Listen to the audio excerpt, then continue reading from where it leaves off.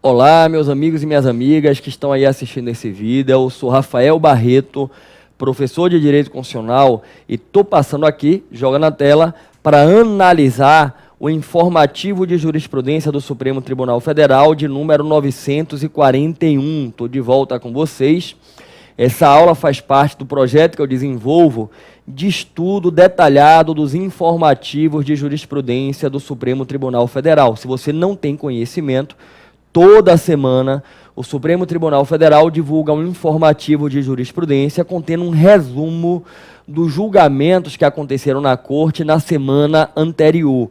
O conhecimento dessa jurisprudência é importantíssimo para quem pretende, precisa se manter atualizado com aquilo que o Supremo Tribunal Federal vem decidindo. Para quem estuda para concurso público, isso é muito explorado em provas. Para quem advoga, é fundamental conhecer aquilo que a Suprema Corte vem decidindo. E esse projeto eu desenvolvo já há muitos anos e me permita lhe dizer, se você chegou agora, saiba que existem aulas comentando cada um dos informativos de 2019 que antecedem ao 941, tem o 940, o 939, e tem também duas retrospectivas com os mais importantes julgamentos de 2018, 2017, tudo disponível gratuitamente para você poder aí saber tudo o que aconteceu no Supremo nos últimos 2 anos e tudo que vem acontecendo nesse ano, como é que você vai fazer para acompanhar tudo que você ainda não assistiu. Você vai fazer o seguinte, vai aparecer meu site aqui embaixo,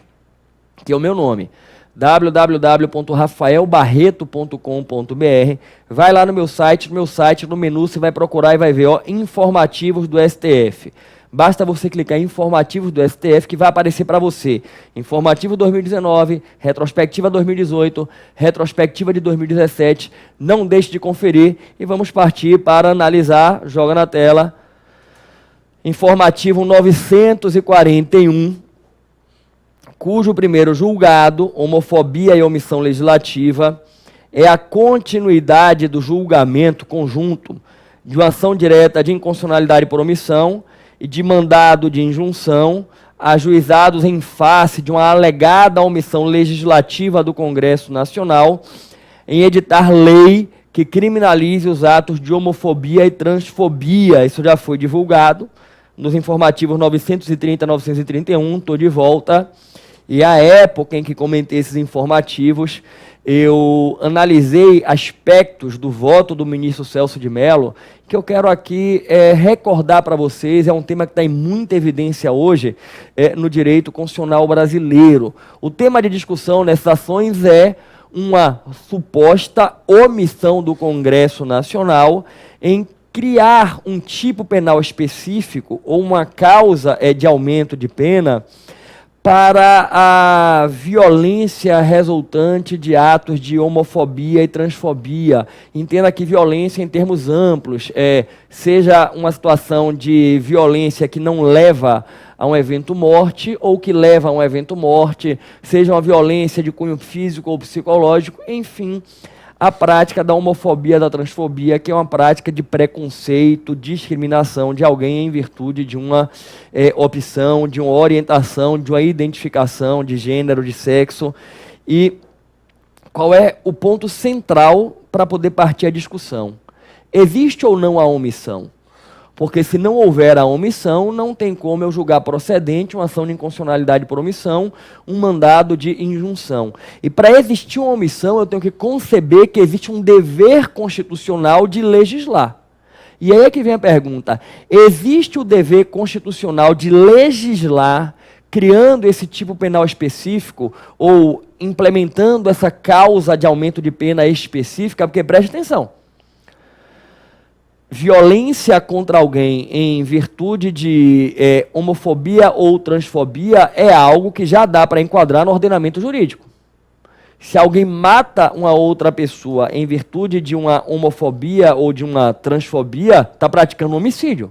O que eu vou discutir é se esse motivo, esta conduta preconceituosa, vai gerar um tipo penal novo ou um aumento de pena, como aconteceu, por exemplo, com o feminicídio. Não é que, olha, matar uma mulher se tornou crime com o surgimento do feminicídio. Não. Não é que agredir mulher em ambiente familiar se tornou crime com a Lei Maria da Penha. Não.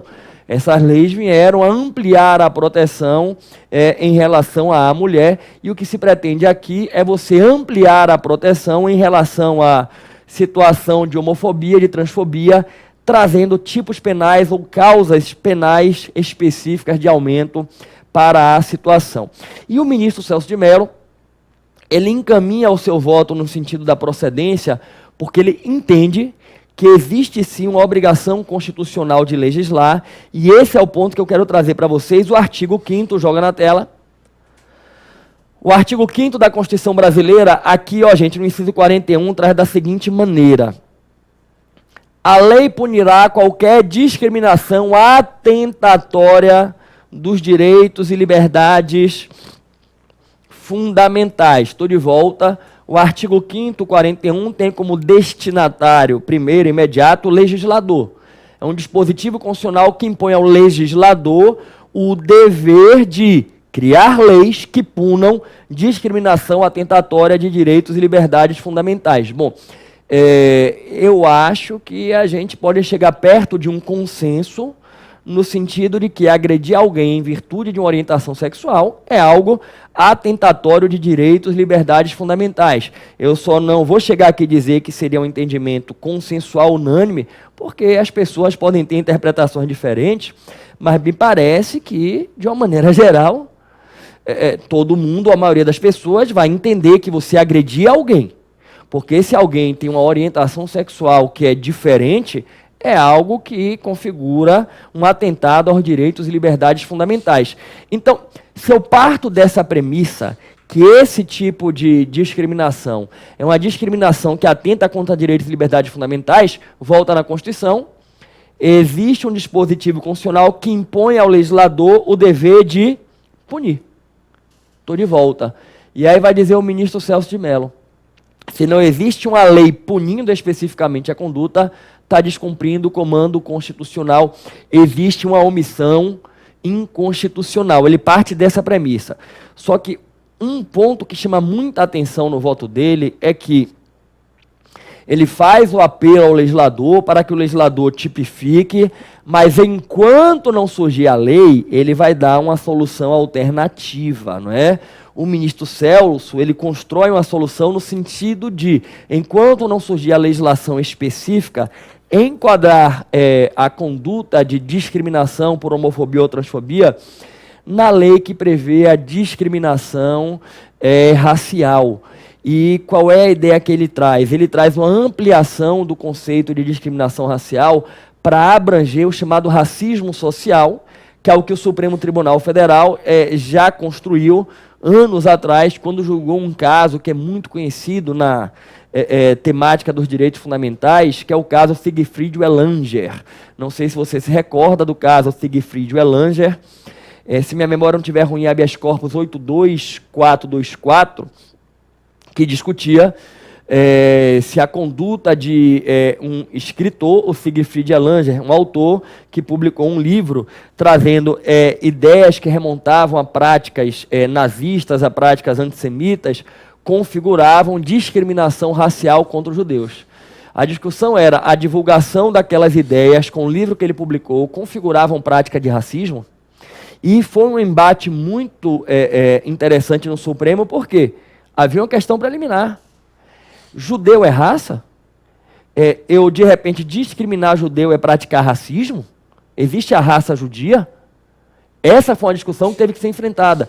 E, à época, o Supremo ampliou a noção de racismo para criar o que se denominou de noção de racismo social, para dizer: o racismo não se limita a discriminar alguém apenas em razão, de repente, da sua cor, da sua etnia, mas abrange também essa situação da discriminação contra o judeu. E aí o que é que o ministro Celso de Mello faz aqui? Ele traz essa ideia de racismo mais ampla, de racismo social, para abranger a discriminação em virtude da orientação sexual.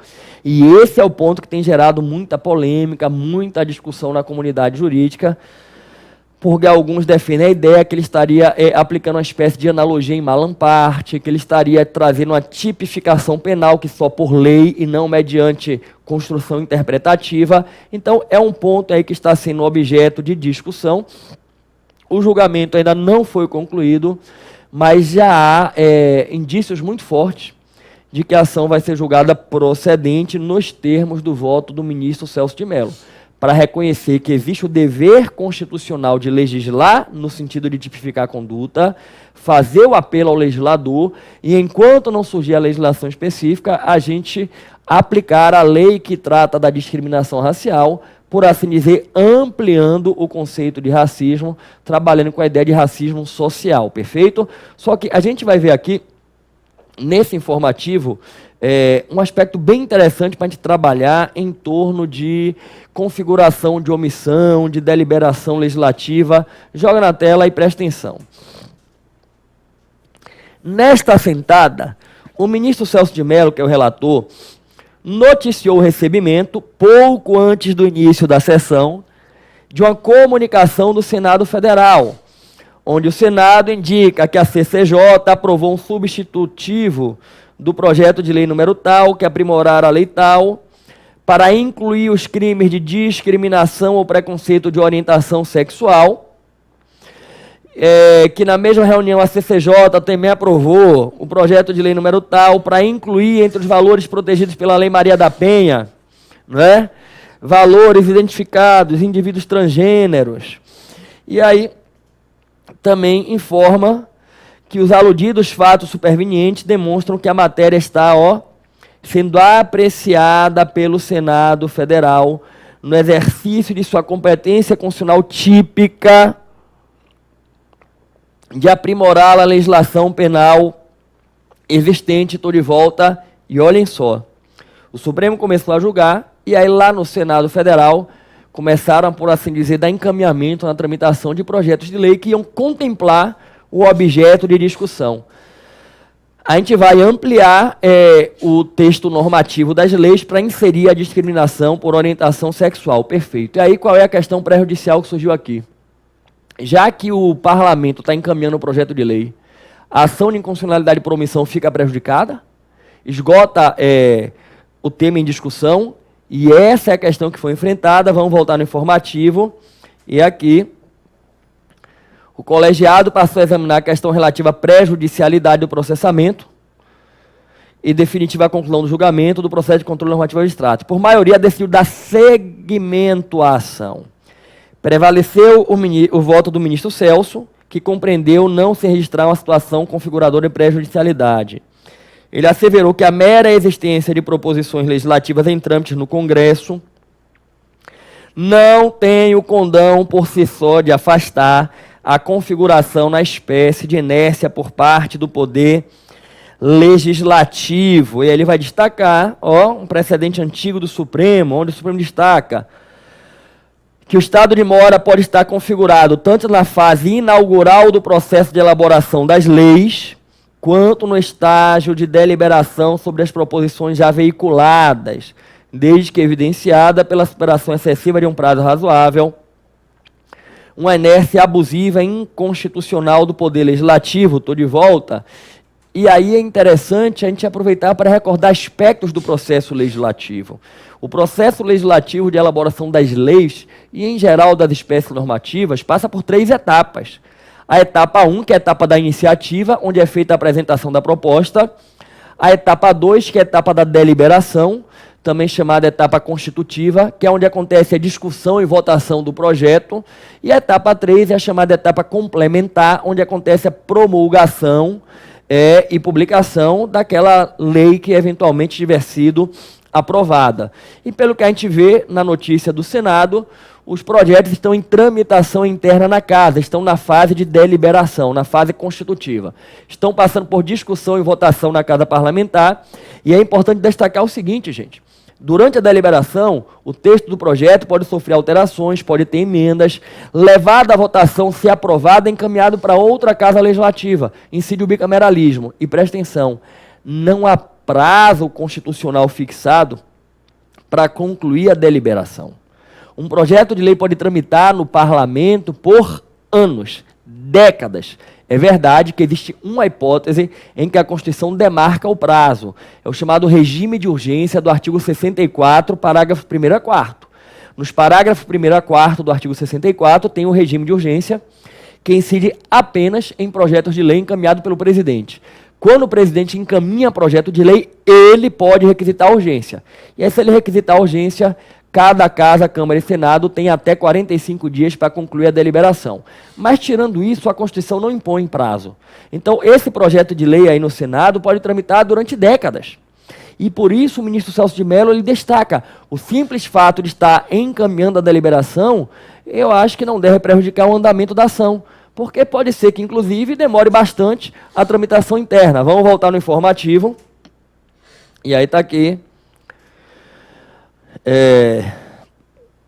O relator sublinhou que a constatação objetiva da hipótese de mora, né, existe, justifica a intervenção do STF, que subsiste a mora legislativa caracterizada pelo estado de inércia na deliberação dos órgãos estatais. Aí ele discorre aqui sobre o processo de formação das leis, né, e ato contínuo, o plenário deu andamento ao exame da ADO e do mandado de junção. Votaram os ministros Rosa Weber e Luiz Fux, né, que acompanharam o pronunciamento de ambos os relatores. Um é a relatoria do ministro Celso, a ADO, e o mandado de junção do ministro Fachin. Então já está se encaminhando no sentido da procedência. Vamos encaminhar. Direito à saúde e medicamentos sem registro na Anvisa. A gente vai ver aqui, estou de volta com vocês, dois julgados muito importantes em torno do direito à saúde, que é um tema que é sempre objeto de muitos questionamentos no Poder Judiciário e nas provas de concurso público. A Constituição prevê que é direito de todos a saúde é um direito fundamental, que a prestação do serviço de saúde é uma competência comum de União, Estado, DF, municípios. Então, em resumo, todos têm direito à saúde e todos os entes estatais têm dever de fornecer o direito à saúde. Ok, mas quando a gente sai da norma constitucional e vai para a prática, para a vida real, começam a surgir uma série de questionamentos.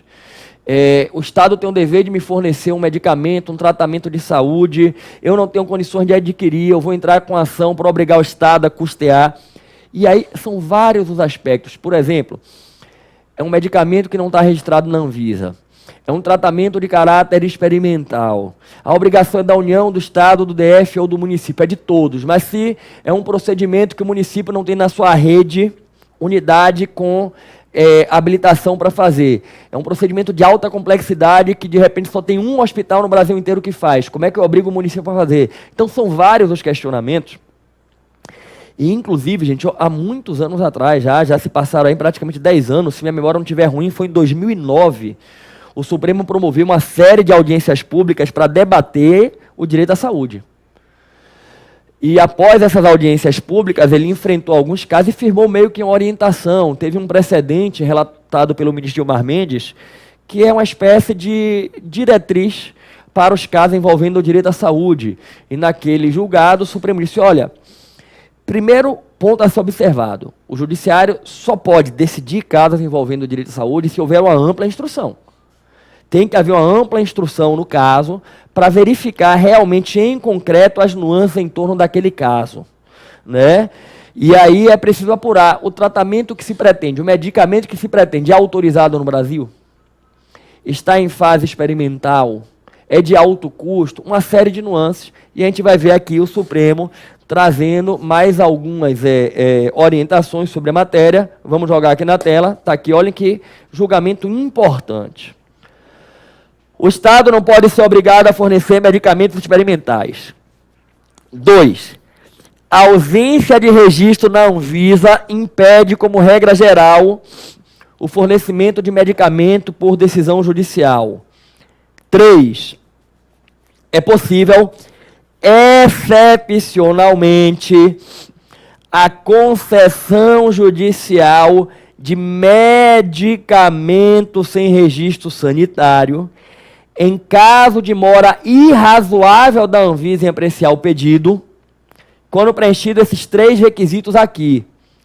Existe o pedido de registro do medicamento no Brasil, a existência de registro do medicamento em renomadas agências de regulação no exterior e a inexistência de substituto terapêutico com registro no Brasil.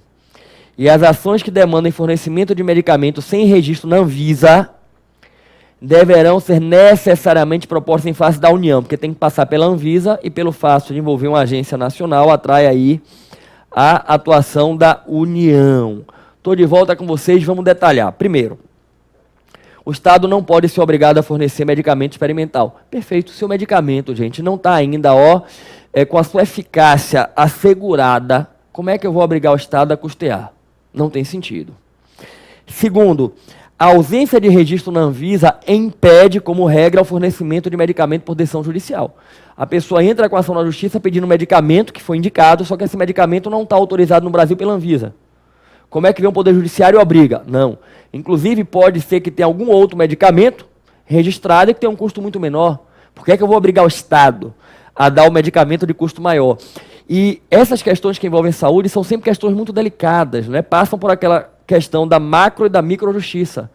Você analisar o caso concreto, mas analisar também a perspectiva do todo, que é a saúde pública como obrigação estatal. Eu vou pegar e vou obrigar o Estado a custear um tratamento que tem um custo elevadíssimo, de repente, e sendo que existe um outro de menor custo, que já está registrado na Anvisa o medicamento, são várias as questões aí muito sensíveis, certamente que envolvem a saúde. Porém, olha o que o Supremo está dizendo.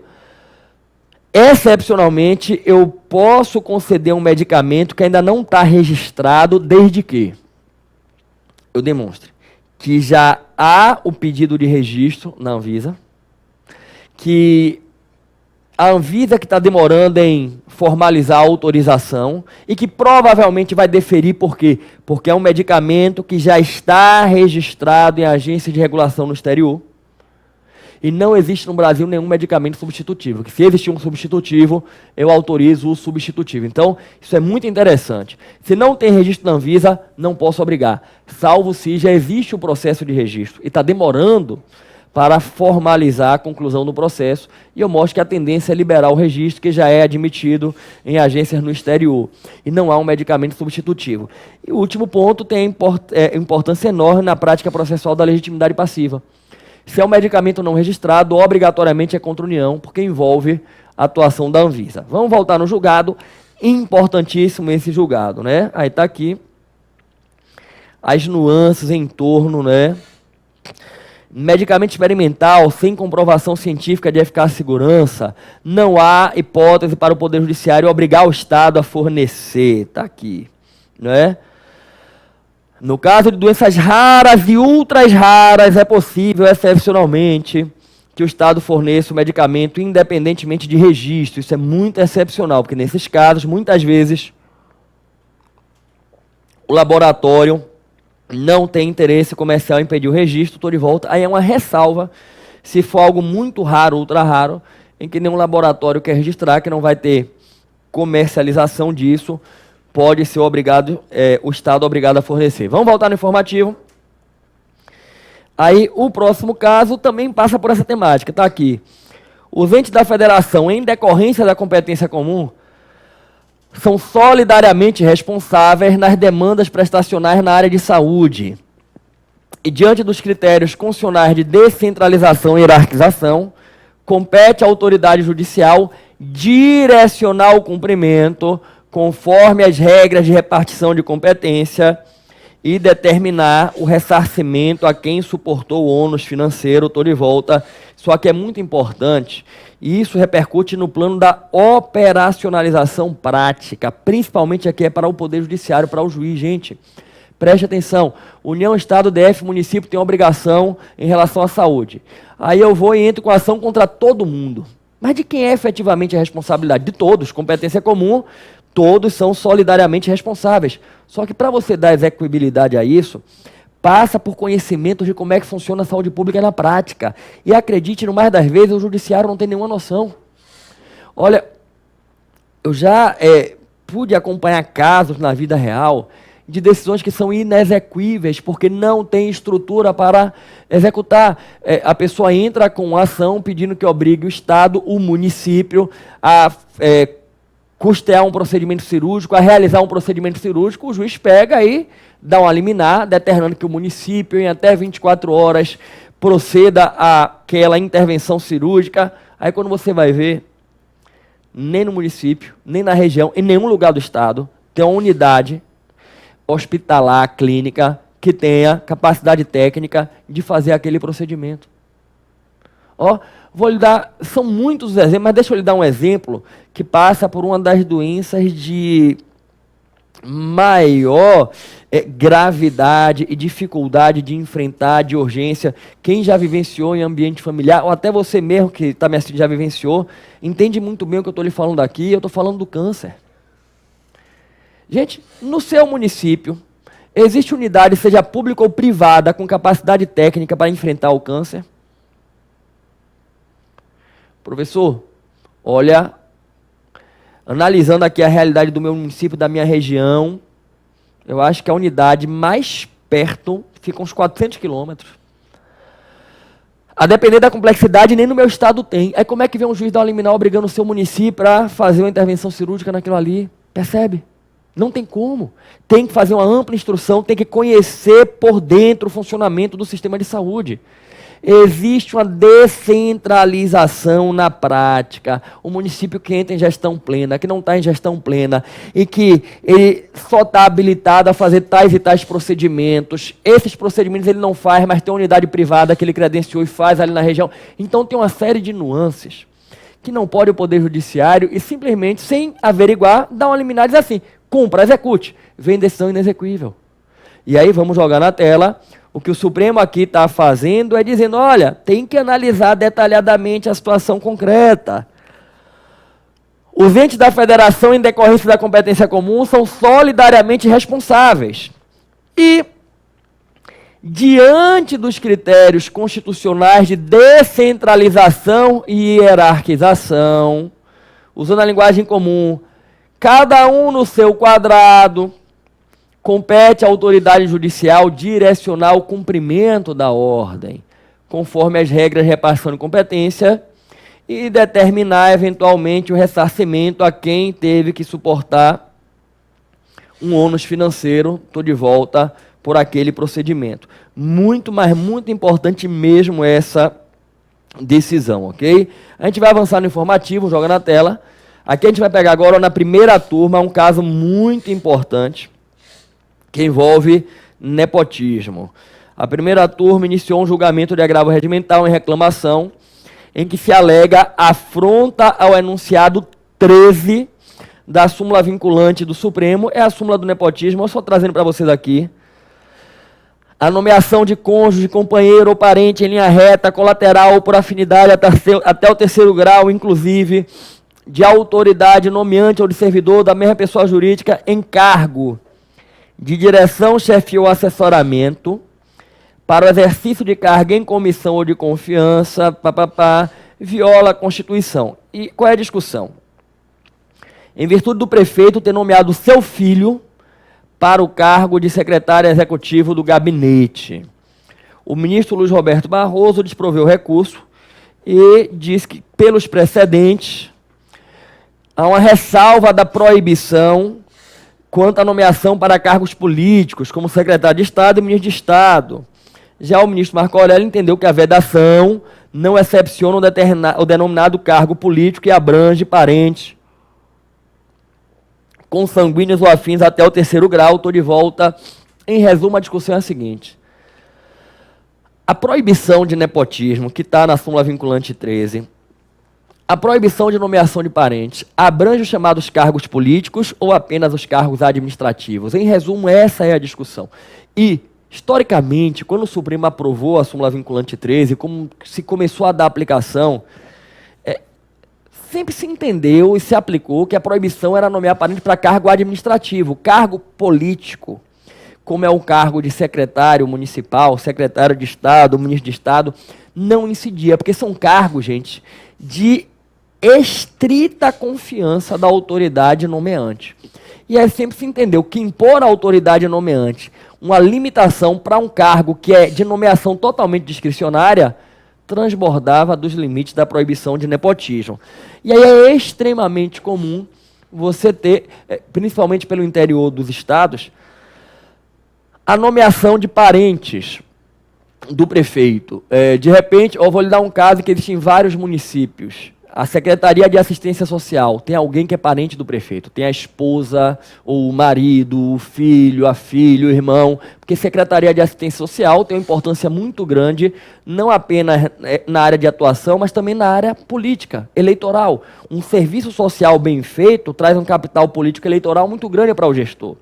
Então, é muito comum isso acontecer. E eis então que, certa feita, começou a surgir um questionamento. Espera aí, mas o prefeito pode nomear um parente dele aqui como um secretário, a esposa, o marido, o filho?